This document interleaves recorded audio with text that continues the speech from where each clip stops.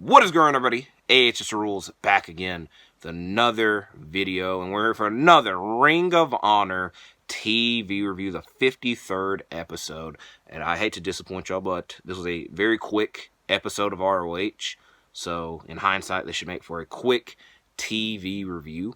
If you want a more detailed video from me, however, tune into my channel tomorrow, as I'll be providing my AEW 2024 Revolution predictions. Revolution 2024 is how I'll probably label it. And a lot to say about the event, so again, check out that video with the cheap plug. Now, but let's get into this episode of Ring of Honor. We had 5 total matches, if I counted correctly. The first of which being the only women's TV title tournament of the night. In the women's TV title in the quarterfinals, we had Taya Valkyrie versus Queen Aminata. Both competitors are undefeated in Ring of Honor, but somebody's O has to go. We get groundwork and headlocks to start the match between the two, but Taya gets the advantage once the match goes to the outside, including lots of throws into the guardrail. But once back of the ring, Aminata lands a pair of running big boots for a 2 count. We get a blue thunder bomb from Taya that also gets a 2 count. I also will point out, I tried to film this video like 2 minutes ago, and I said a 2 point. So that was when I had to stop filming the freaking video. But you want to know what happens in the ending of this match. Queen Aminata lands a headbutt and picks up the victory, and good for her as she advances in this tournament. Later on in the episode, she cuts a promo talking about that she does not feel as juicy as she should, but she still plans on becoming the first women's TV champion. Next matchup is Mike Sydal versus Lee Johnson. And yes, Mike Sydal is the brother of Matt Sydal, and he also comes out to the entrance music of Matt Sydal. We get headlocks, arm drags, and roll-ups between the two in the beginning of the matchup, but the change happens once Lee Johnson lands a drop kick. He also lands a blue thunder bomb that gets a 2 count, and then he was able to pick up the victory with an elevated reverse DDT. The next matchup, Blake Christian versus Commander. Christian can't get the advantage with Commander's fast-paced offense, including a dropkick and a standing moonsault, but Christian was able to land a dive to the outside and then lands a suplex off of the steel steps. I will also give him a compliment. One of my favorite, this is such a random statement, but I want to mention that he did it. In wrestling, normally, in any other company besides Ring of Honor, there are 10 counts. Ring of Honor is a 20 count. And he broke the count. He went back in the ring, outside, and then back outside of the ring. It's something that I want to see happen more often. I will make note, the very beginning of the match, I said they spent a lot of time on the outside, and I'll give them a little bit of, not slack for it, because if you were to ask the referee why weren't you counting them out, she wanted to have it, because Aubrey Edwards was the referee. She wanted to have a winner for the match, because it's a TV title tournament, they need to crown a champion, they need a winner. So I can understand that. But, again, it's the small things I care about in wrestling. Not in life. You want big things in life. But in wrestling, it's the small things. So thank you, Blake Christian, for breaking the count. And he delivered a suplex off of the steel steps afterwards, which hurt both men. Commander fights Christian off the top rope, setting up a hurricanrana to the outside. Both men stop each other's top rope maneuvers by getting their knees up when they were hitting them. And this is followed by super kicks from Commander, and then Commander hits a running moonsault to the outside, puts him back in the ring to hit a running shooting star press to pick up the victory.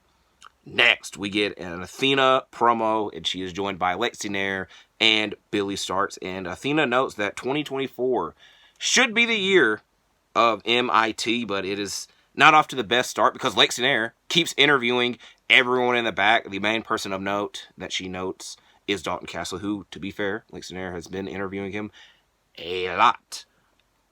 And Athena yeeted Nyla through a table, and it was a tough challenge, but she is still the champion.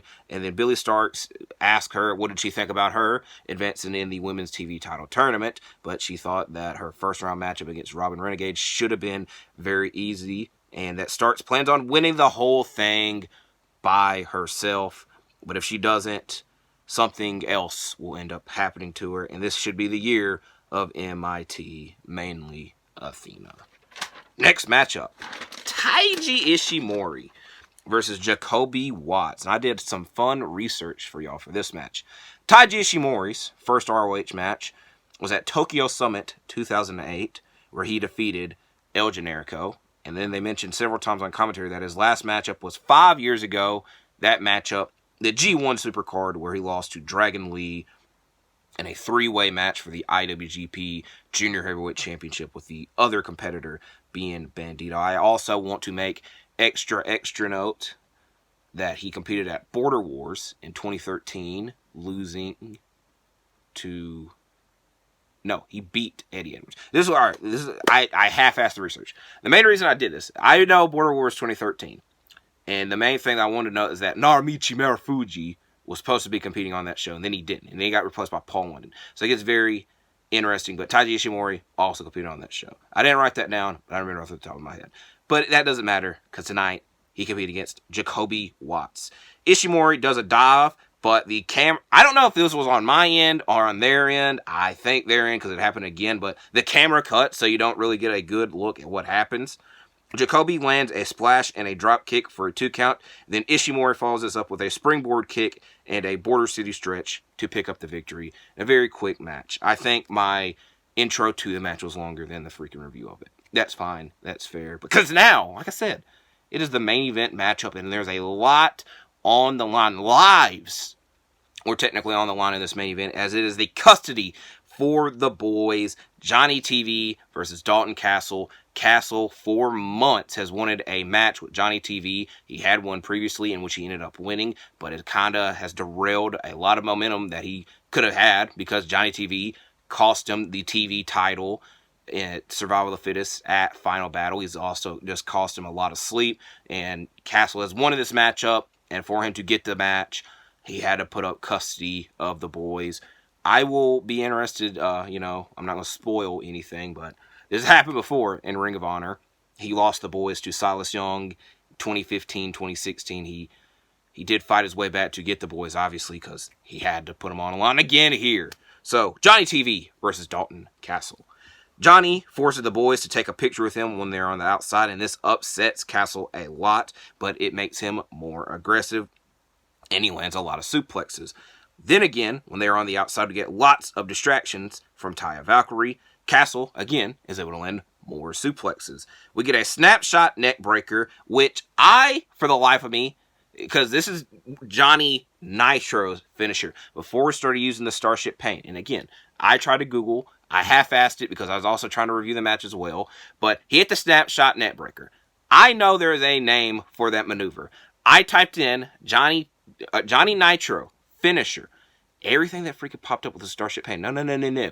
He hits that later. That's also John Morrison's finisher. Again, it gets extremely confusing when John Hennigan, Johnny TV, Johnny Impact, what was his name in Lucha Underground? Johnny Mundo, Johnny Nitro, it gets confusing. So I will give Google a break there. But the snapshot neck breaker gets a 2 count. Castle lands more suplexes for more close calls. Johnny lands right on his head after a slam for Castle. And Taya, checking on Johnny TV, also causes a distraction for Dalton Castle as he gets pushed right into Johnny TV's foot with a kick, and then Johnny TV wins the matchup with the Starship Pain. And the episode ends with Johnny TV and Taya Valkyrie dragging the boys with them, because now they have custody of them, and Dalton Castle is handed one of the feathers of the boys as one last memento. So, like I said, a quick review of ROH. I have absolutely no clue what they're doing for episode number 54, because I don't know. The AEW taping schedule kind of gets extremely confusing, considering they have it taped ROH for next week. I'm going to confuse the hell out of y'all. I don't know what's going to happen next week's episode. That's the moral of the story, but I should be here to review it. So, thank you for watching this. Again, check out my Revolution predictions tomorrow. Like and subscribe, and I'll see you in the next one. Border Wars 2013.